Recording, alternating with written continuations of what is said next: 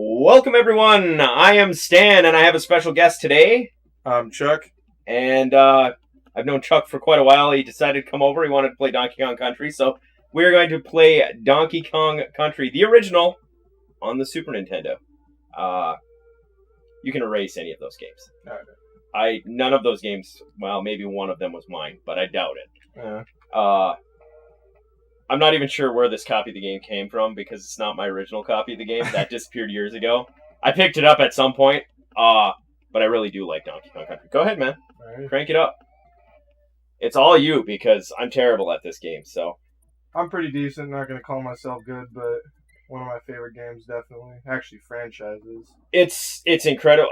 I'm not going to argue because it is incredibly good. But I'm just not good at. I'm not very good at platformers. Ultimately, one of the biggest things is just I tend to sway towards strategy and RPGs. Yeah. As a result,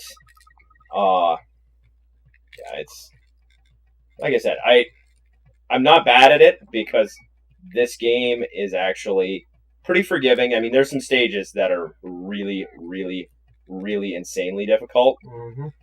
But for the most part, this game is reasonably forgiving for someone who's terrible at games like me. One thing I like about it is you gotta explore to find the bonuses and whatnot. Yep. Yeah, no, the game has a ton of depth. It is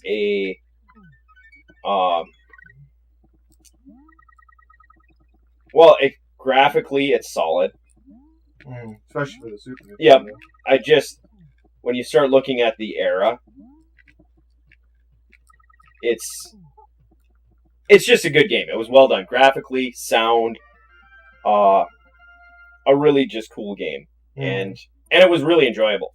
When it first came out, I didn't play it when it very initially came out, which was strange. Because I did play most big games like this would be when they would come out. That was just the way it worked for me. Can't roll into them, I guess. Evidently not. It was okay. Cool new game came out, and usually I'd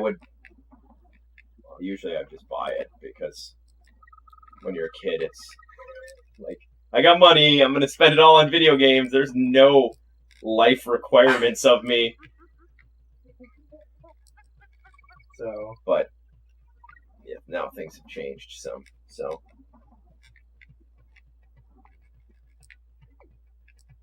it's one of those things of people find it shocking that I don't have. Well, I have the Switch, so I do have a new generation console. Mm-hmm. But I don't have a PS4. I don't even have an Xbox 360, much less an Xbox One. I got one. I tend to stick to classic games more often. I just think they have better stories and more nostalgia. I very much am preferable to classic gaming. That's not to say that I don't find that some modern gaming has value. Mm-hmm.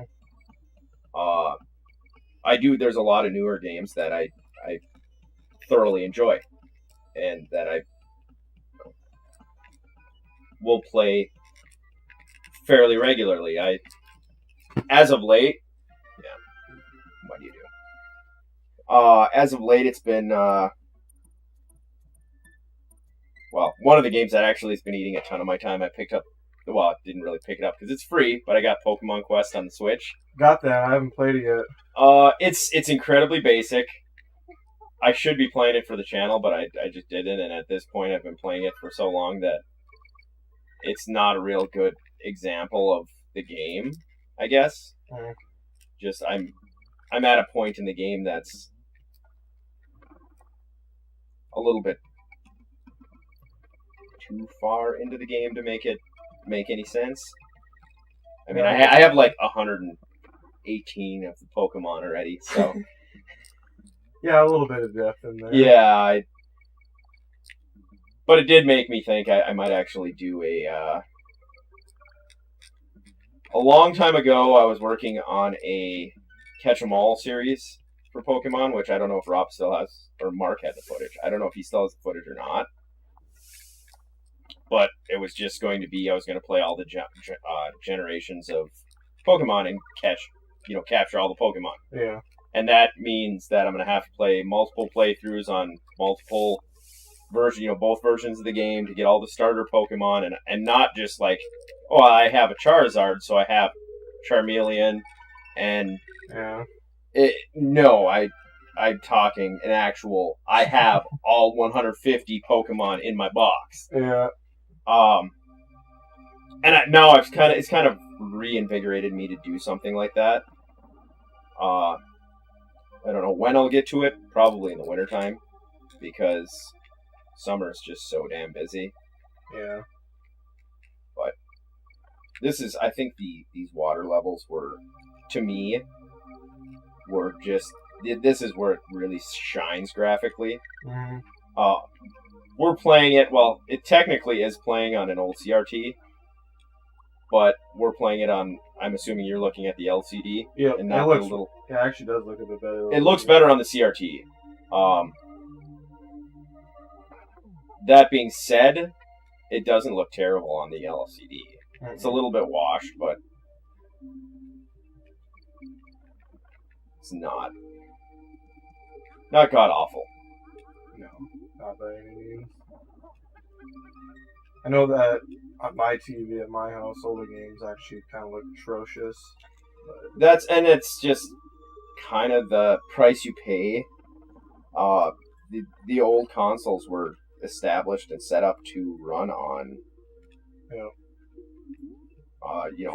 They were set up to run on CRTs, and people wonder why I have 2 CRTs, 3 CRTs laying around. It's just, that's the reason, is classic gaming is so much better on a CRT. Yep. I don't remember where some of these secrets are, so it's a good thing you're playing. In the first 2 worlds, I know where the majority of them are. Well, maybe not even the majority, but I know where a solid few are. Right.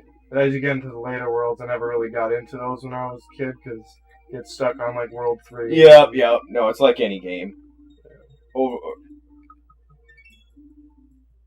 As you progress, it's like, all right, you get stuck on a level, and you're like, done with this. Yep. And to be fair, that's actually a lot of now for me with games. Like, if I get stuck in a part, if I don't beat it, like, in that week, if I'm stuck, I will just stop. I'm just done. And then I come back to it, like, 2 months later, and I'm like, what was I doing? I don't even remember. That is some bait right there. I remember last time I played this game, fell for that. It's just that's where the barrel shoots you up, but you can't trigger it from the bottom or something like that. Yep. These classic platformers are full of that kind of bait. Yeah. Yeah, the screw yourself. Yep. Yeah, Mario's pretty notorious for that. Yeah. That was close. Yeah, and that's the other thing, is a lot of these tricks you have one shot to make too. Yep. If you don't pull it off. Yeah. Whatever.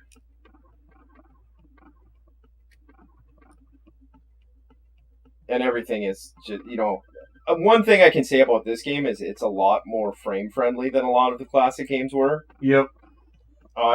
That's the biggest thing in classic gaming. There's a lot of stuff where it's like, you have to be frame perfect, or else you are boned. Mm-hmm. Yeah, they did release the 2 newer games from, I forgot which studios published them. I think some of them were involved with Rare when these games were made. Yep. But they're kind of fun, but I just think the classics are better. You're talking like Tropical Freeze. Yep, and then Returns. Yep. I have Tropical Freeze.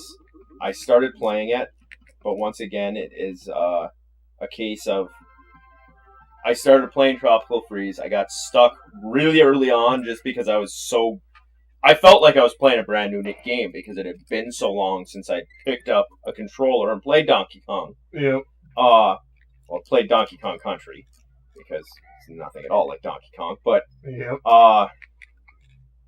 and as such, I was like, all right, I'll come back to this. And then months went by, and I got back to it like way later. And by that point, I had forgotten what I was doing. I was just as terrible as I was when I first started playing. And it became a situation where I gave up on it because I was so bad.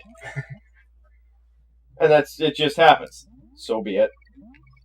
And not that I won't get back to it. I mean, I'm not getting Winkley back.